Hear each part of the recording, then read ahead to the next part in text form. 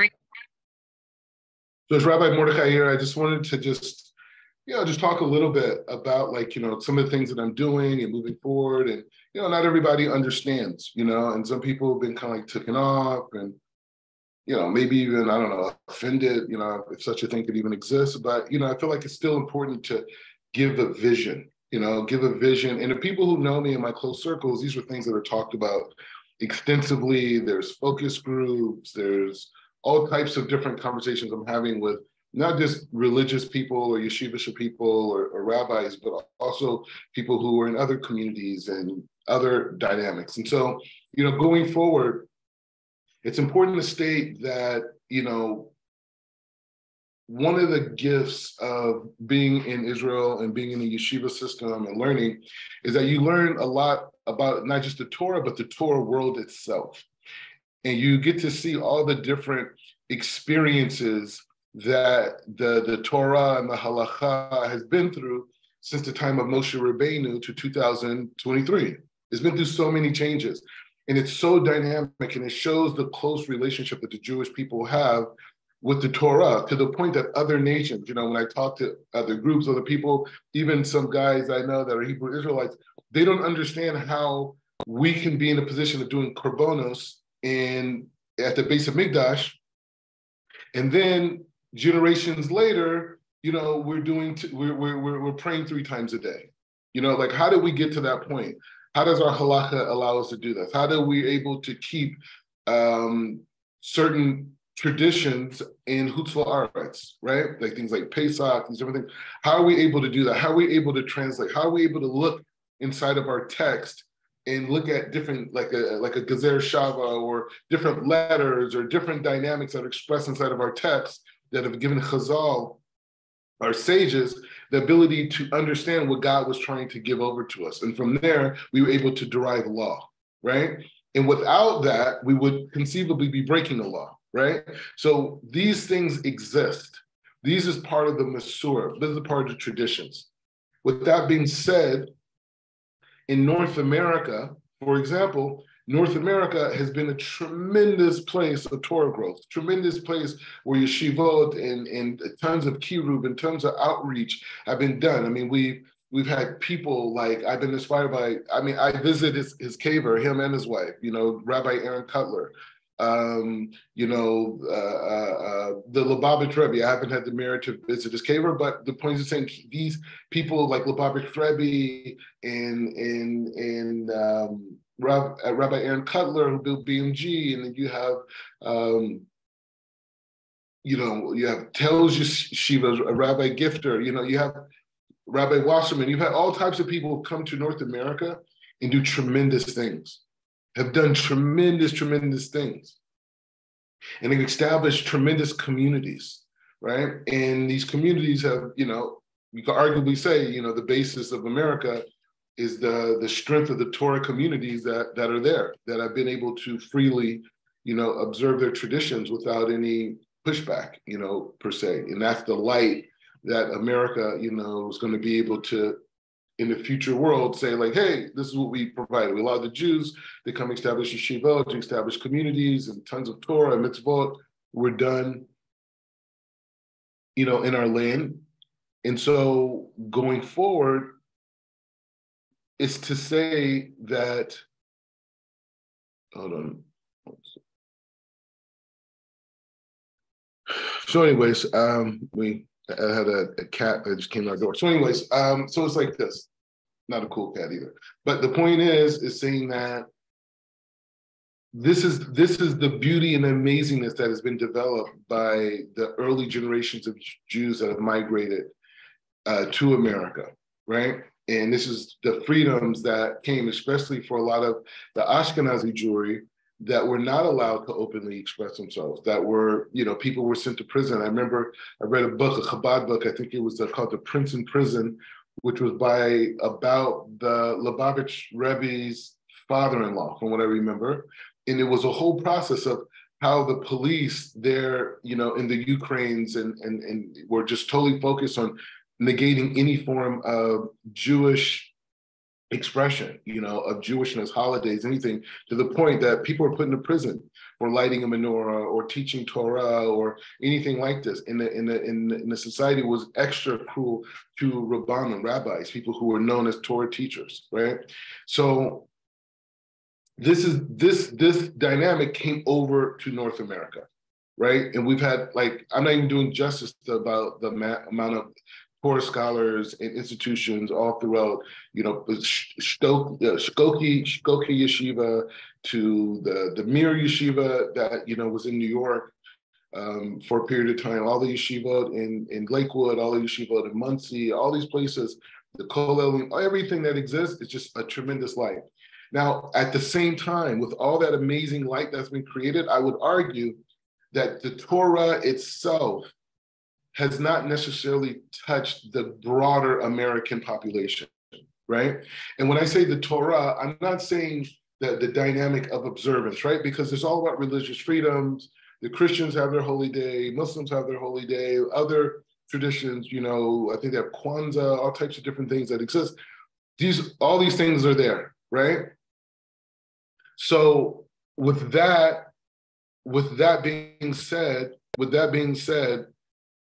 the dynamic of North America, in terms of how we understand the way I'm expressing the Torah right now, I'm expressing it from the dynamic of the perception and our ability to understand reality in the world around us has a Torah and in some ways even a Talmudic outlook, even though we don't push people who are not Jewish to learn from the Talmud, but understanding that at least from the standpoint of the 7 laws of Noah, right? At least from that standpoint of the 7 laws of Noah, that these are not just superficial, layman laws that God gave to the other nations. These are actual intricate built systems that literally determine their experience in the next world, right? So number one, the idea of there being 7 laws of Noah, that's one element.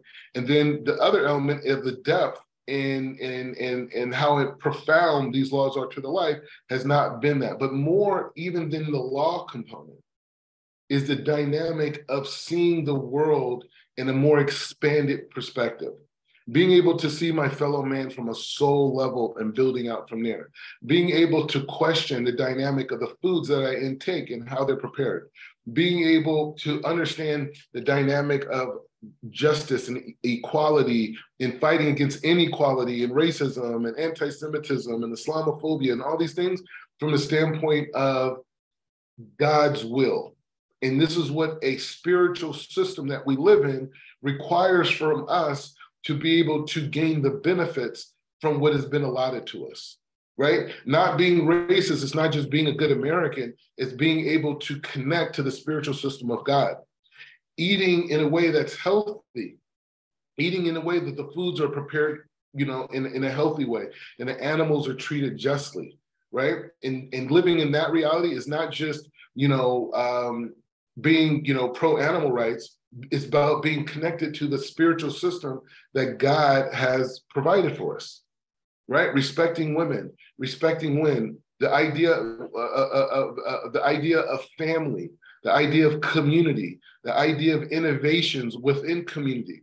It's one thing to do it because this is a new legislation or this is a new idea that is being talked about in academic circles, but it's another thing to do what I'm describing because there is a spiritual system around us that we function in, and that spiritual system that we function in, is up there.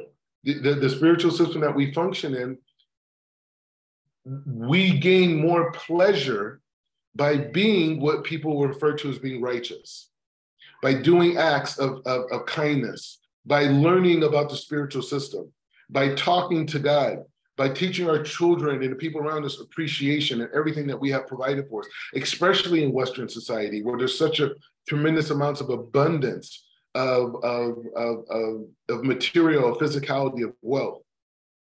This is the idea of moving the country into a new era, because when we think in these new expanded formats, this allows us to be able to imagine a society connected to people living in space, right? There's people traveling from here to space, space tourism. These things are real things. So when we talk about that, and we talk about the innovations with food and certain medicines and certain things that could be created from a society that's constantly looking for a more expanded understanding of reality, a more expanded understanding of self. One of the Constitution principles, or one of the constitutional principles, is that a person has a right to pursue happiness, right? And as a Torah Jew, I would say it's not that it's about pursuing happiness, as it is that I have the right to pursue fulfillment.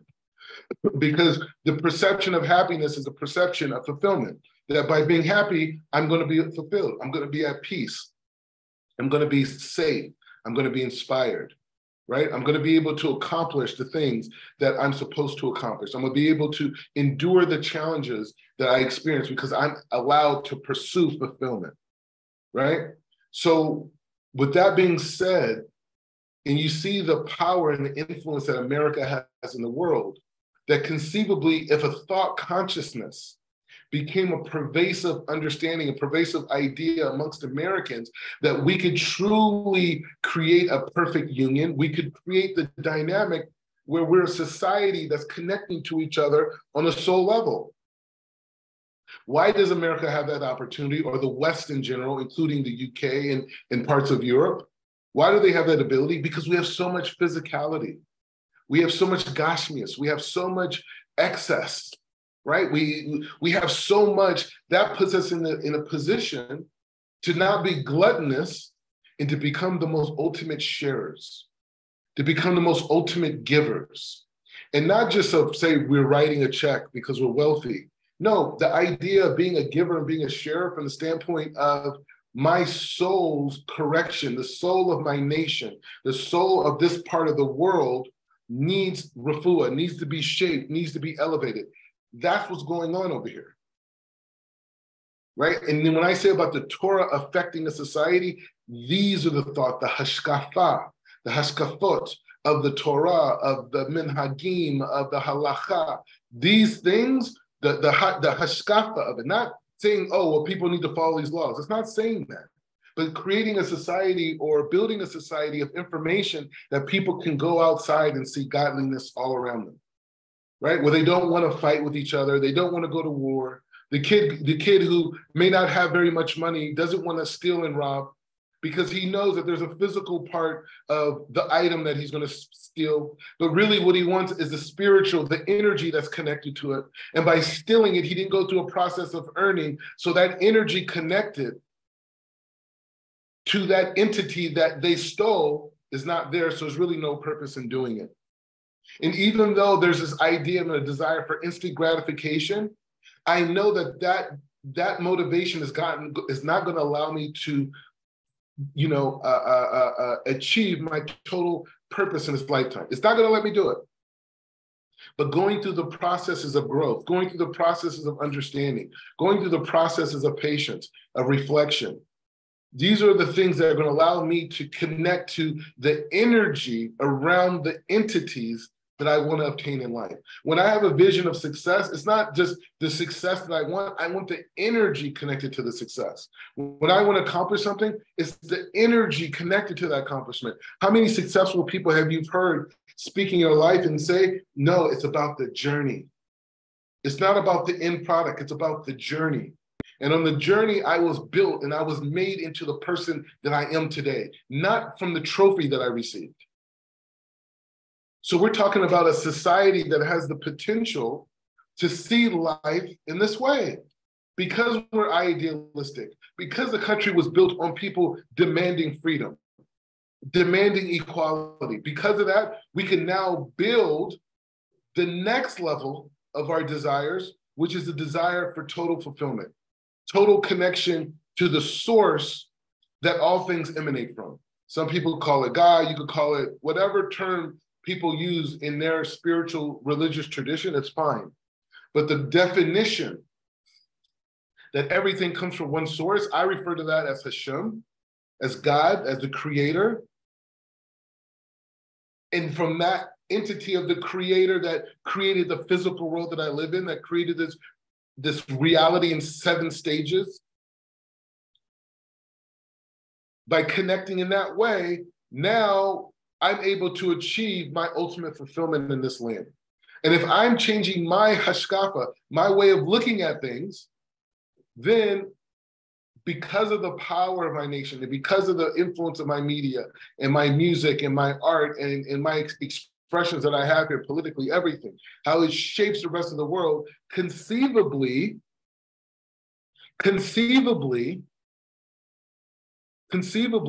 that could go to the rest of the world and influence millions, hundreds of millions of people to want to see life at a more elevated state. So when we're talking about the Torah not fully touching North America, our Gedolim did an amazing job. They planted all the seeds. They created the well, right?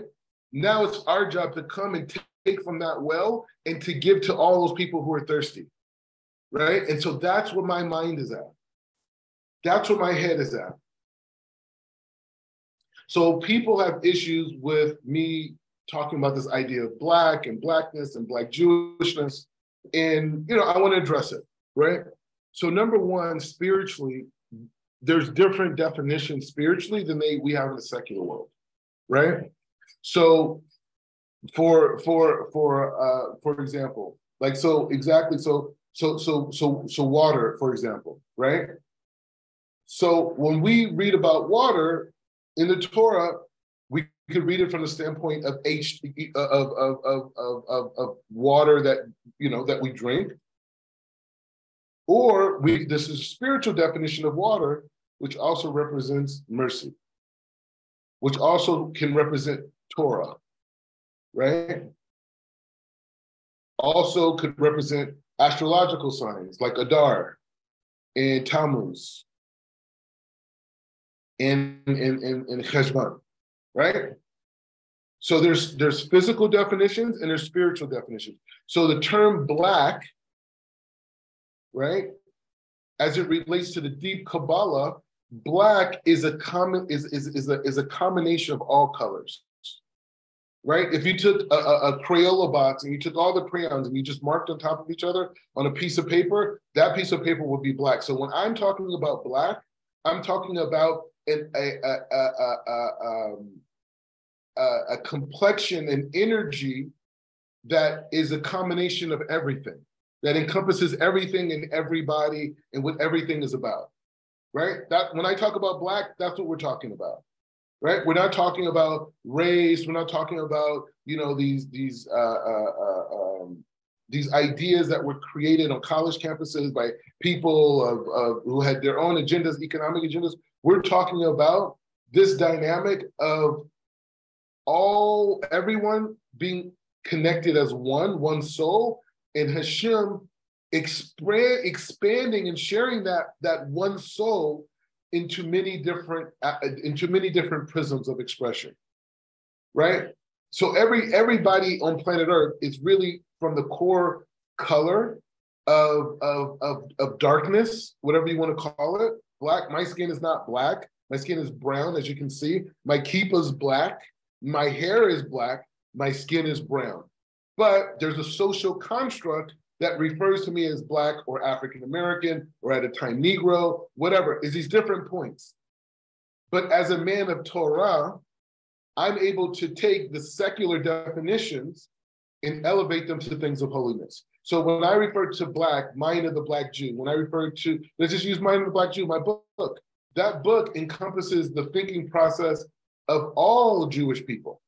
Whether they say Hajefen or Hagefen or Hajafen, whatever they say, it's irrelevant in terms of their Hebrew pronunciation. But when it comes to the Hashkafa, the world look, the outlook, how we understand the calendars, how we understand the spiritual system, everyone agrees with what's inside of the book, Mind of the Black Jew. So I'm looking at it from the context of something that brings everything together, but at the same time explains all the differences that exist at the same time. This is Mind of the Black Jew, because we all are an expression of, all Jewish people are an expression of the Mind of the Black Jew, right? every Jew comes from the same color. So I'm using a spiritual context to say that we're all from the same source. So I'm referring to that source as Black as relates to pigmentation for people, right? Because you need a person of pigmentation could have kids the same complexion as my wife, and they could have a kid the same complexion as me. Both parents, in some cases, darker than I am, right? So pigmentation from the darker complected people, has variables of how it can be expressed. So when I say mind of the Black Jew, I'm talking about a seed level concept that all things emanate from in terms of complexion. And when I say the mind, I'm saying the intelligence that's connected to every expression that exists amongst every single Jew. So a Spanish Jew is expression of mind of Black Jew. An Ashkenazi Jew is an expression of mind of the Black Jew. A Sephardic Jew from Morocco, from Yemen, from Israel, from whatever, from America. Every Jew is an expression of a seed. Our seed is Abraham Avinu. Every human is connected to a seed. Adam Rishon, right? We're all connected through Abraham Avinu as Jews, right? Through Yitzhak, through Yaakov, right? This is where we all come from, right? So that seed that encompassed all the 12 nations, right? I mean, all the 12 tribes for Am Israel, that started with Abraham, one person. So I'm just using spiritual definitions to make sense of a world that wanted to convince me that Black was negative, that Black was second class, that Black was not holy. Black is the opposite of holy, right? The spiritual definitions say something much different than that. So I'm not holding by what the university defines as reality. I left that. When I converted, when I took on the yoke of the Torah, I took on a whole new set of definitions. So when you want to analyze what I'm doing, you have to understand the perspective of which I'm coming from, okay? So that's on the Black aspect. However, at the same time, we people, no matter where our background is, the way society is designed, that we connect with people that we're familiar with culturally. I mean, it's statistically, scientifically, they've done brain analyzation. People connect to foods that resonate with them. They connect with music that resonates with them, that connects with people that resonates with them, teachings, all these things. Culture is a byproduct of historical data being transmitted to another generation, right? This is cultural data, right? And so over here, we're saying that the people that I have the most affinity with are people who share a common ancestry, right? Meaning people of people who are identified as being Black, and in even some cases, many cases, even African or African American, right? A lot of those people I culturally have a lot in common with because of my background, because of my parents' background and my grandparents and great-grandparents and on and on and on. Now there's other mixtures in my background as well. We're not limited to that, but I have that as a strong component of who I am. When I walk around the world, people say, hey, that's a Black guy, not a brown guy, a Black guy, right? Which means it's connected to a social construct. It's not depicting me as an honest depiction of myself physically. Like if you say that person is short, okay, so there's a common understanding of height. But when you call me Black, that's not based off of my complexion. That's not an accurate description of how I look. My skin is brown. It's bronze, right? Raining outside. Anyways, so that's the dynamic of my skin complexion, right? This is society. So as I'm going further as a teacher, as a person who is a rabbi, a person who teaches people, who helps them grow, who translates the accuracy of our Masurah from one generation to the next, All of that, that's what my responsibility is going for. I chose that life. I chose to be a conveyor of that. That's what I chose to do. So I've been teaching in environments for the last several years, 98% of which were not necessarily in environments with other African Americans, right? It was not with other African Americans. It was with people who were Ashkenazi and Sephardic, people who were Litvish, people who were Hasidish, some people who were in the Kabbalah, some people who were this, some people who were learning about Judaism, some people who were older, some people, you know, I've done all types of kiru, all types of outreach. Every demographic that is engaged in outreach, I've dealt with. I even gave a Purim lecture to kids in elementary school in Israel who were living in an orphanage, right? So I teach whoever, whenever, and I needed a translator to communicate to them. I just gave a whole shir to people, Jews in India, B'nai Menashe, right? So all these different dynamics that I'm dealing with is just like, all these things are real. All these things are real. So me going further, I'm like, hey, the African-American community does not necessarily have access to what we would describe as Orthodox Judaism. Not from the standpoint of conversion, but from a standpoint of dialogue, interfaith dialogue, interfaith connection. They don't really have that. Are there some African Americans, like you have people like Dumasani Washington, who's a great leader, he's a Christian pastor, he's very much involved in the Jewish community, very much involved in the Christian world, and has done tremendous jobs bringing them together, 100%. But we're saying as an identifiable dynamic where a Black person who has a question about Jews, has a question about the Torah, has a question about what Jews believe, or if there's a particular political situation that happens, or something happens in Israel or in another Jewish community around the world, or there's an act of terrorism, and then there could be a place of dialogue between African Americans and the Jewish community, and having an individual, and God willing, more individuals that can be in that position of bringing shalom, right? Of creating understanding, because there's groups out there right now that have invested interest in keeping Black people and Jews separate and wants to keep us hating and fighting each other because we are the two most powerful minority groups on planet Earth. Anywhere you go in the world and you watch the news, the biggest two topics are going to be African Americans and Jews. Jews largely to do with Israel, and African Americans largely to do with our role in the media in North America. Whether it's politics, sports, business, music, the arts, whatever. This is the influence we have. So who do you need to keep separate? These guys. If you're ruling on the basis of you're the majority, and you have the might and you have the power, your whole job is to destroy minority groups that could oppose you at some point.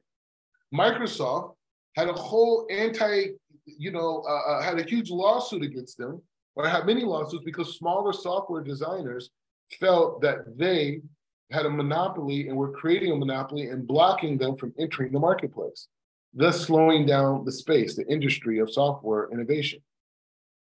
So the majority always has a dynamic of controlling and dominating, and in many cases, even wanting to destroy the minority.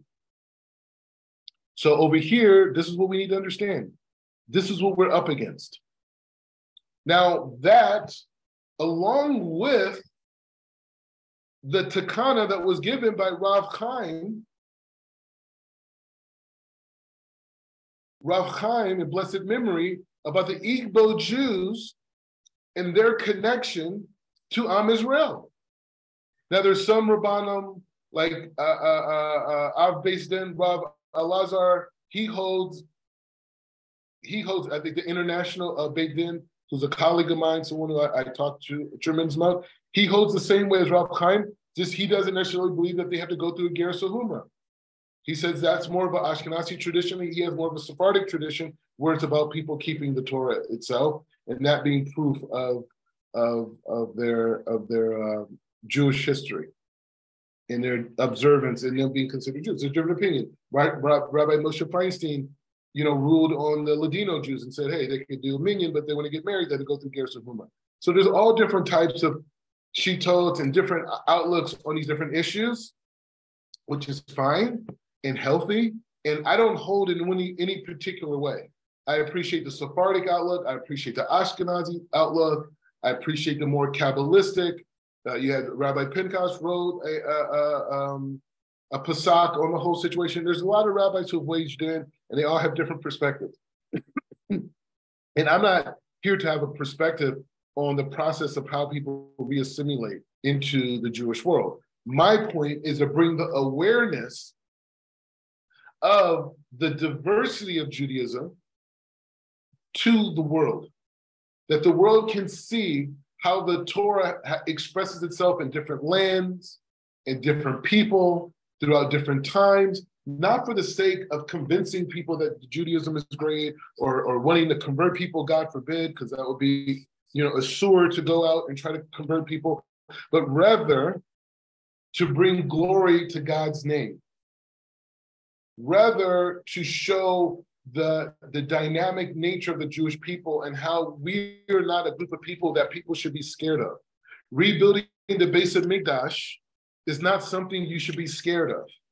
Us being more observant as Jews in no way compromises or takes away from your freedom or happiness in life. And in fact, it adds to it. Us being observant as Jews adds to the simchot that you're going to have in your life. If the whole concept of the Mishbeach and the idea on Sukkot, the idea of the role of the Kohen Gadol, with the role that he played in the purity for the world's water on Sukkot, if the world knew how integral the priestly acts that are done on the base of Mikdash during the month of Tishri, and how those actions literally affect everything to do with their life, whether it's Rosh Hashanah, Yom Kippur, Sukkot,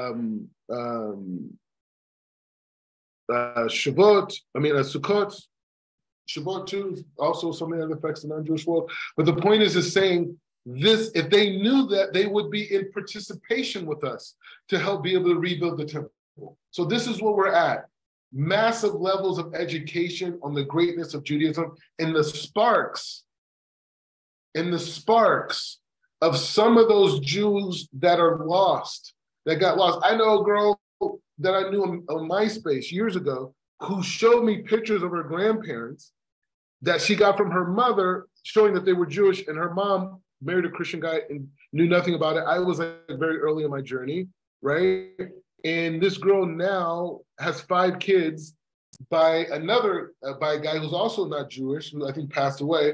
And these kids are all Jews because it comes to the mother, right? So there's people, all types of Jewish people out there. They said in Colorado, there's a 95% assimilation rate. And that's not like just happened. This has been going on for over a decade.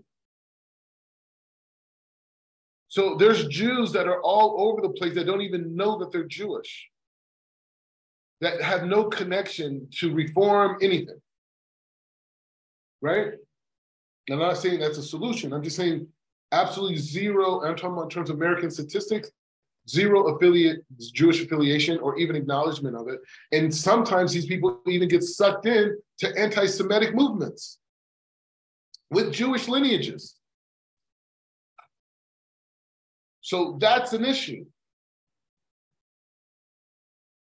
So me being African-American, and you look at the basis of the African-American experience and how culturally impactful it is, how many people trust the African-American voice, no matter how, critical we've been about America, about the conditions, about the social climate, everything.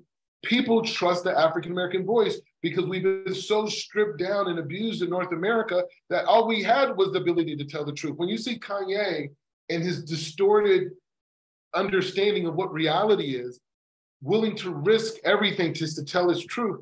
This is a issue. This is a dynamic inside of Black culture for over 100 years. That us just telling our truth, whether we were getting beat, whipped, murdered, hung, that's all we had, was just telling the truth to these oppressive heathens that were putting us in this predicament.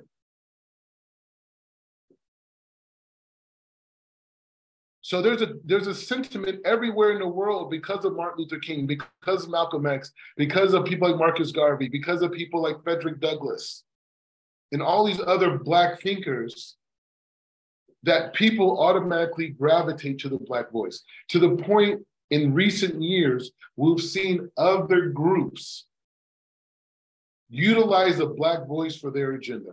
And I'm not going into that now, because it's not about getting into politics and what political groups and what social movements have been using the Black narrative for their agenda, but giving nothing to the Black community and Black people not benefiting from any of it. We're not going to go in there. But we know who they are. And so if that people are using my culture for negativity, why would I not fight as an African American to save people that I'm connected to from committing one of the gravest sins, which is fighting against the bringing of the Mashiach? By fighting against the Jewish people, you are blocking your ability to participate in Mashiach. You are amongst the losers of the world. And if you have Jewish ancestry and you're not keeping the Torah, you're also on that losing part, even though God does look at you in a different category of judgment. But these things are very, very real. This is the Black community. And so the Black community learning and being able to share in the awareness and the understanding on a hashkafa level about the Torah, and can reject these negative ideas that are given to them every day on the news, every day on television, every day by, you know, the media in their school systems, poor school systems, this information, people in prison still controlling the streets in their neighborhood, drugs being distributed, right? Black people, we don't have relationships to make border laws weak. We didn't bring drugs into our community. There may be kids selling them, but we didn't go to Colombia and bring drugs over here. We didn't go to Mexico and bring drugs over here. We're not working with cartels on shipping. We're not bribing people who work on the borders of America to turn the other cheek when drugs are passed through their area. We're not a part of that. We don't have wealth like that as a community. We're always the ones being made an example of if we do sell drugs. We're the ones getting the harsher sentences. So when we talk about the amount of information that's been given to the African American community, all communities, but I'm talking about the community I have an affiliation with, right? And that community is not just limited to Black, it's really connected to people that are in hip hop culture, right? Because much of my background is connected to creating ideas of positivity to people in the hip hop community internationally to bring them away from a lot of the negative sentiments. Like, people know me for creating the Jerkin movement, right? Jerkin movement. It was a dance movement that promoted kids leaving gangs, leaving violence, using creativity, using social media, using content to create economic opportunities for themselves. I created that movement. I found the artists and I made those artists famous. I wrote scripts. Those shows were produced. We had movies in production, merchandise, tours. All these things happen. Now, do fads change? I don't control the music industry. You know, many of these music companies are part of big conglomerates that also are involved in criminal justice issues, like owning privately owned prisons. So a lot of the ideas that I was creating on a viral level, working for Warner Brothers, working with, you know, MTV's, Viacom networks, right? Film companies. Those companies those trends that I was starting, I didn't have the infrastructure to continue those things on. So that's why I got into television. And I started working for a TV network, and I became a vice president. And when I was working at the TV network, I was there. And when I was there, it was a smaller network. But the point is, I wanted to have my own network so I could run my own content 24 hours a day and get my own distribution and get information to the young kids on how to continue on this process of using technology and how to improve yourself and how to better yourself and how to change your reality. That's what my whole goal was. And then right when I was in the mindset of that, that's when I converted to Judaism, and I started to even think even bigger. And that's why I got involved in the politics, and I ran for Congress, right? Why did I do that? Because I wanted to be a part of a collective set of ideas that I could bring my argument to the table and say, hey, what about this? So I ran for politics, and I wanted to build out my TV network from that space. And then the rabbis in my community said, hey, Mordecai, why don't you go to yeshiva for a little while and come back? I was going to come back. 2016, I left. I was going to come back 6 months later and get prepared to run for 2018. But when I came to yeshiva, I saw a whole new reality. I saw a humongous big picture. And this big picture was like, wow, this is the information that could change the world. It's not creating viral video millionaires, which is okay, which is nice, right? Which is nice. But that's not going to push the country forward. That's not going to allow people to deal with the seed. Like everything that we have in terms of solutions in the secular society is dealing with the effect.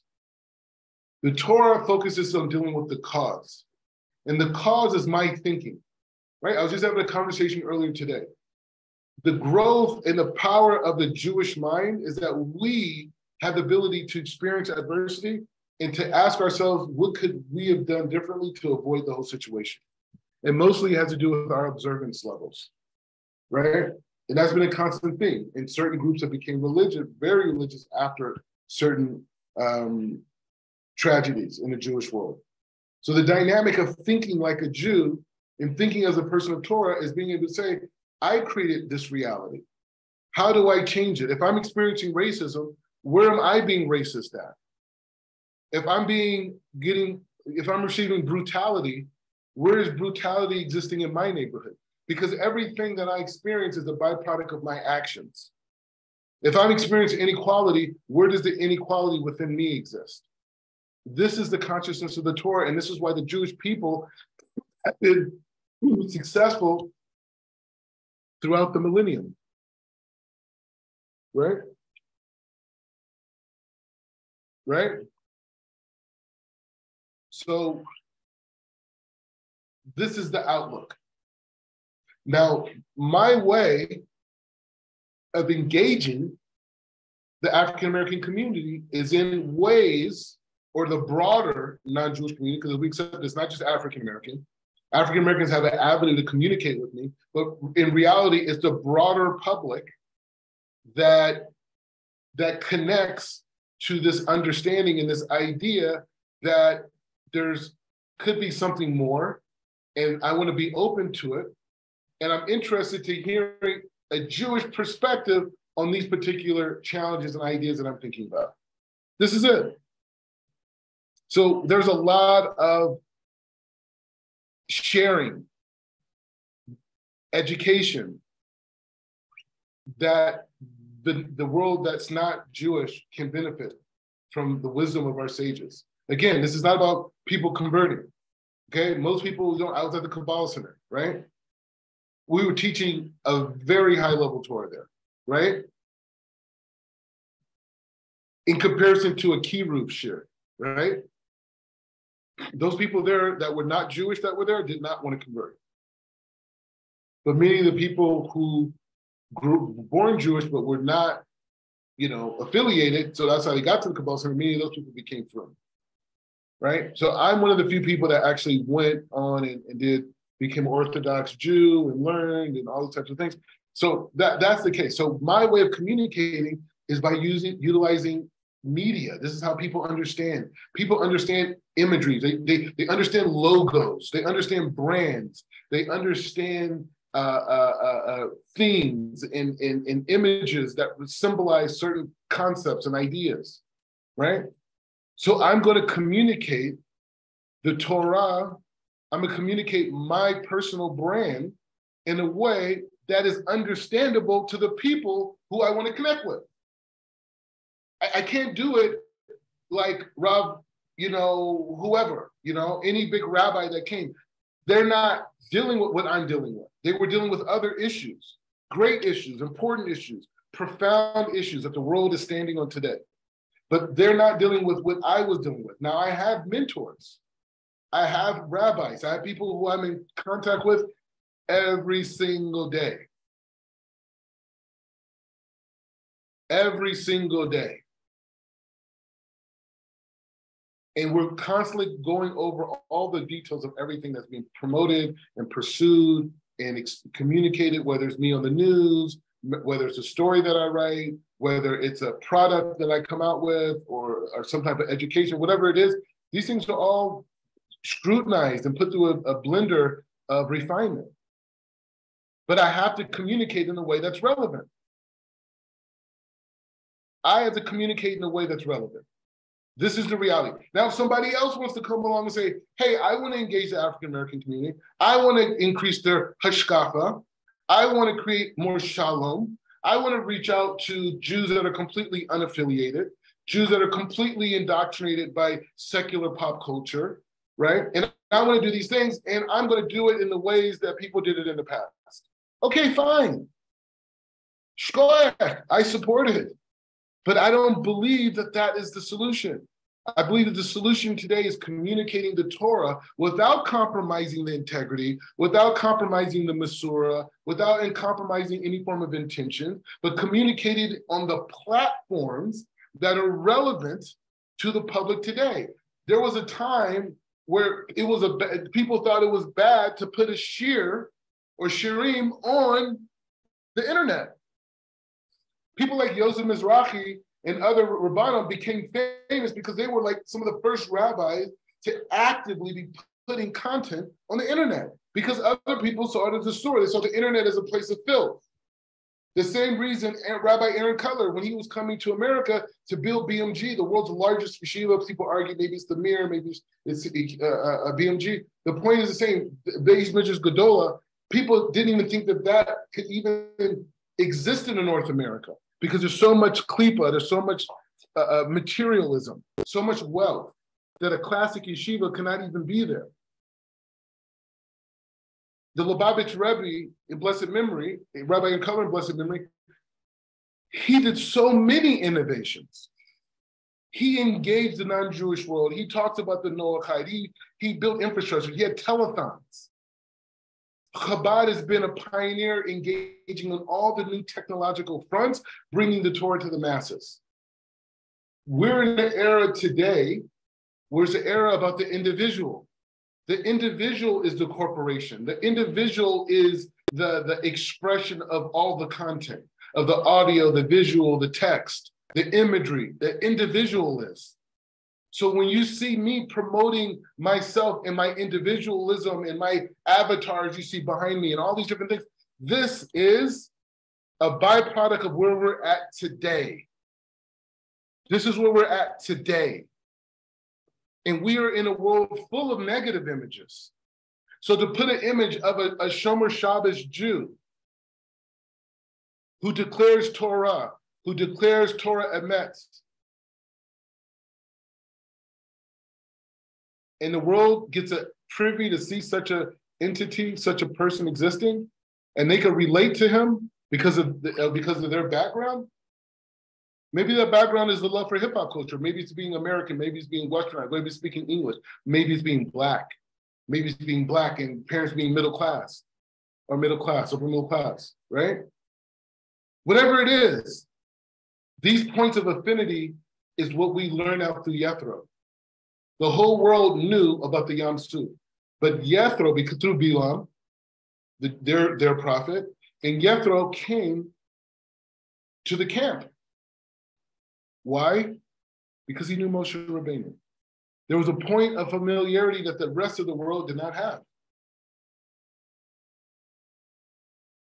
So every Jew represents a gateway for a group of people to do tshuva,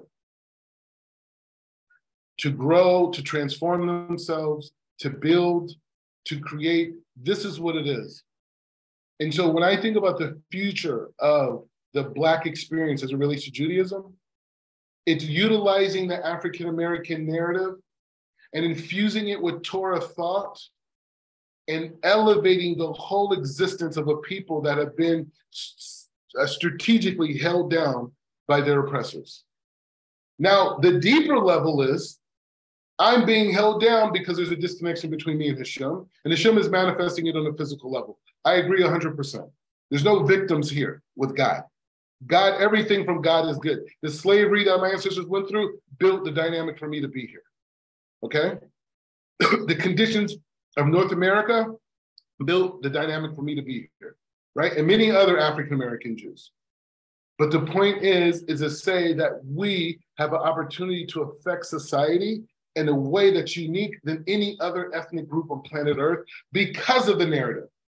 Because of the narrative, we have this unique opportunity to speak this truth of the Torah, and people are going to be willing to listen to it more than any other group because of the social programming of African-American culture.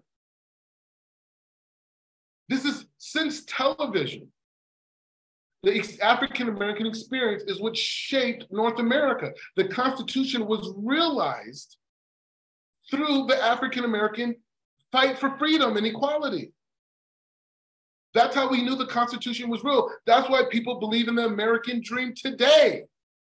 When you see all those people running in Afghanistan, before the Taliban was coming, they were chasing down the runways of the American planes, and some people even jumped on those planes to their death because they wanted to come to America. They didn't want to come to the America that was dominated by people who were lynching and murdering. They wanted to come to the America as the most indigenous people, the smallest minority group, were able to get freedoms in a time where it did not exist in the world. They were able to go against slavery when it was a normalized situation. That's the America they want to be a part of. That's the America they want to connect to. It's the Black man's experience in America is what they want to be a part of. That's the truth of the matter. And that's why Black culture has been the most dominant form of culture that America has. And in fact, it's the only form of culture America has produced. Everything else is coming from everywhere else. Hip hop is the only original art form in America out of everything. Everything. We are the original art form. You can't say that from anything else. The European American did not create art and culture in America. It was Black America. And this is the most dominant mechanism in the world right now. Black culture, African-American culture. And if we have a chance to connect some of those people who got lost in diaspora, who are actually from some of those African tribes, and they came to North America and it was beat out of them, and they were made to accept Christianity by heathenist people. They beat them until they didn't even know what their names were anymore. They tortured them until they had no sense of self-identity. You can't even ask a Black person what part of Africa they were from until recent genetic testing, because it was beat out of them. Why? Why? Why did they have to be reprogrammed to not even know their history? Why? Because many of them were connected to the Torah through Jewish tribes that were in Africa, not just in Ethiopia, all the way to the West Coast, east to West Coast of Africa. There were spots of Jewish tribes. And if you read the memoirs of the Africans, they will tell you that the slaves that they sold were the Canaanites that were dwelling in the land of Africa. Those are the people they sold into slavery. And they were not animals who sold their neighbors. They wanted to clarify that, no, these were Canaanites. So there is a connection between these Black people having this aspect in their neshama that makes them want to connect to Hashem. What do they care about connecting to Hashem? What do they care about it? You're in the richest country in the world. Just make some money and be gluttonous, right? Why do you care? The whole world wants to come to America because of the opportunities that we have financially and even environmental, spiritually. So why does the Black person want to debate about their history today? Why not just forget about it? Assimilate, you know what I mean? People been displaced, wars, this, people traveled, you know, natural disasters, all that. People displaced, they go somewhere, start a new life. 3, 4 generations, they don't even remember, they actually originated from this island, you know? They don't care. But there is something burning inside of Black America that wants the true definition of themselves. And many of them have an affinity with the idea of the Torah. That doesn't mean that they still don't believe in a whole nother system away from the Torah, like, you know, like the Christianity and believing in Jesus and these types of things. Many of the Hebrew Israelites believe in that, right?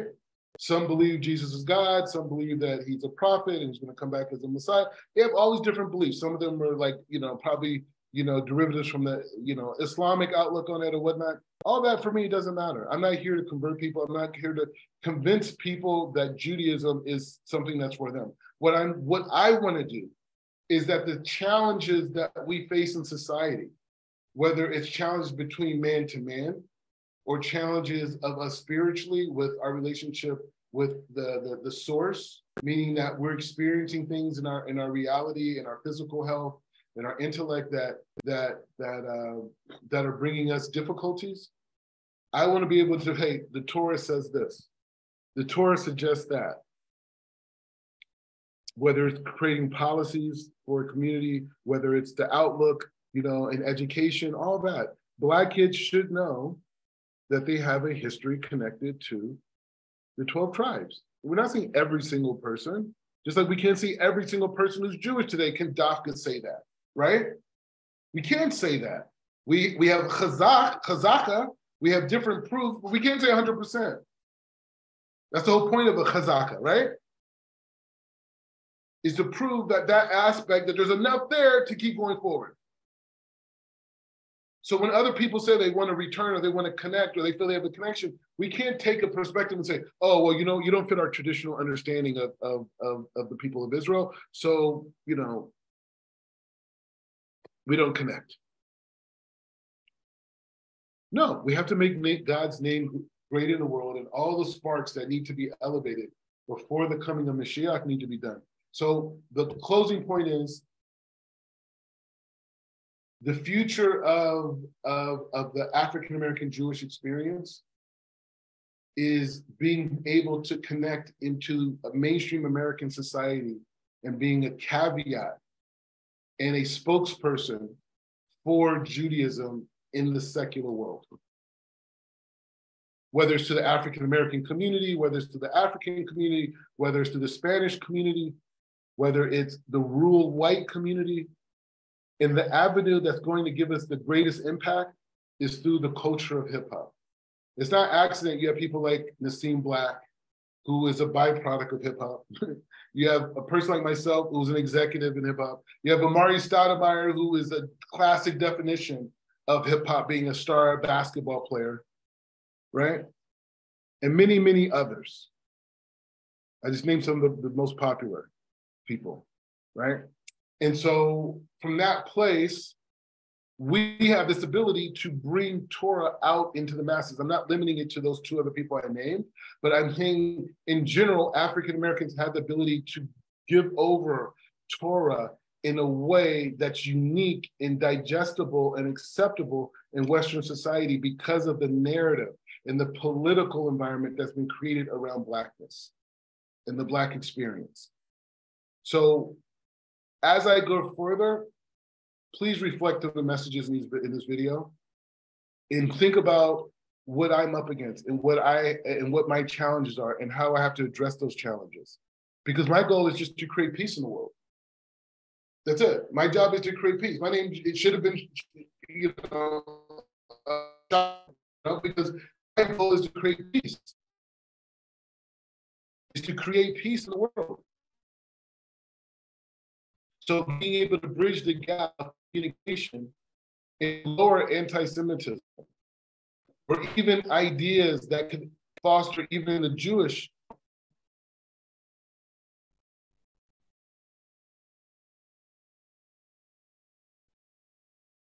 So even if I have the ability to also educate my fellow Jewish brothers, right, on the diversity and the greatness of the Jewish people and their connection to even some African Americans and some Spanish people and B'nai Menashe people in India and people in Europe, you know, people who may not be observant right now. There's people that are not keeping the Torah. There's people who don't really know that they're Jewish, and there's people who know but never really had an opportunity to express it.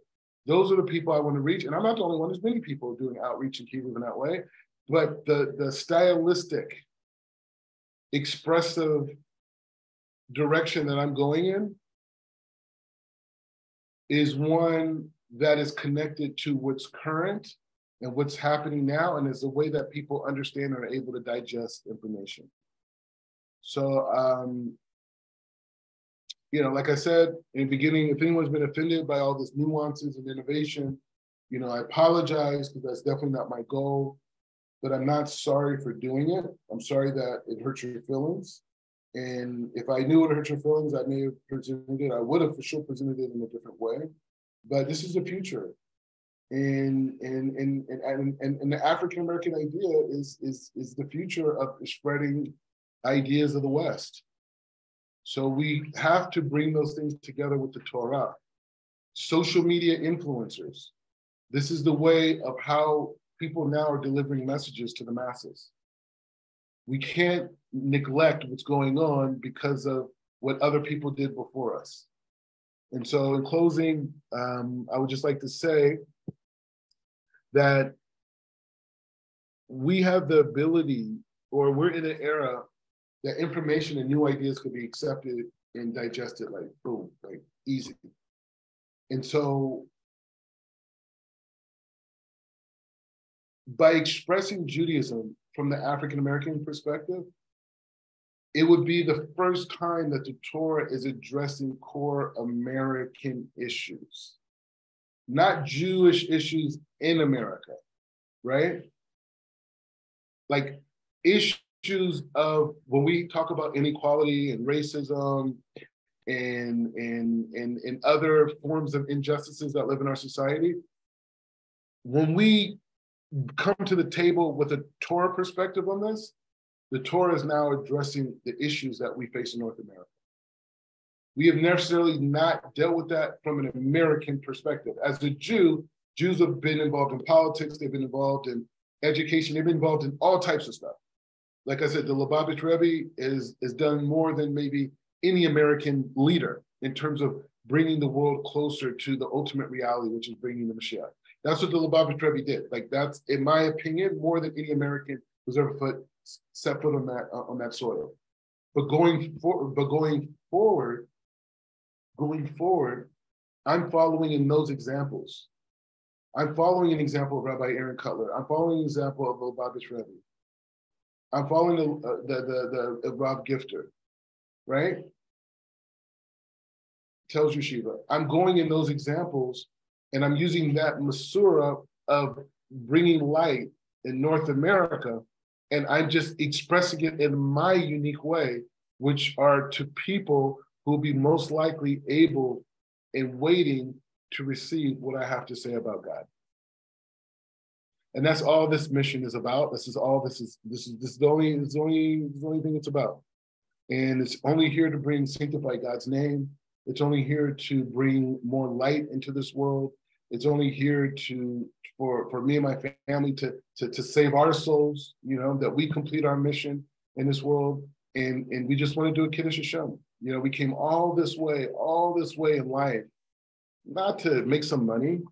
You know, like if I want to make money, I could have made money. Why did I stay in shooting for 7 years? You know, there's a lot more accessible products to sell to the masses than what I'm doing now. So this is not about money. There's no amount of money that's going to take away from the amount of light I receive from being a Jew, okay? By keeping Shabbat, by keeping kosher, right? By being married, by living in Eretz Yisrael, by living in Jerusalem, by going to holy sites. There's no billion, trillion amount of money that's going to do that. In fact, it's the opposite. Money is not the solution for happiness. Money is the solution for tzedakah.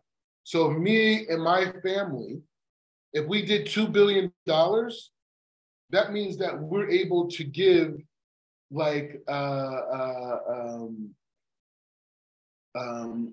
200, if not $400 million in tzedakah. You know what that is? We could cover all the Shabbos meals in all of Base Israel, Jerusalem, Geula, right? Anyone who has a Shabbos house in all of Israel, we could take care of that. Any issue with a holy site, any refurbishing, any revitalization, any expansion, any building of that, we're right there for that. The yeshivot, write a check. Here's $30 million the whole year, all of Mir Yeshiva. Here's 30 million, boom. I want that light. That's the light that I want. It's not about the guy. I could have did that. I'm a smart guy. And I made money, and I still have things that are making money. And I haven't even left Israel in almost almost 7 years. Okay? 6.5 years. I haven't been back to America. Probably even less than that now. So I'm going my 8th year, I think, in July. Here, a decade. You know what I'm saying? Almost a decade. So the point is just saying, so it's not about that. It's about having an opportunity in this lifetime to take my soul and the soul of my family in the community and elevate us to the highest potential that we can in this lifetime. And so with that said, please have support. Please don't have judgment, and don't be scared, because we're going somewhere holy, we're going somewhere great, and where we're going, only good things and miracles happen.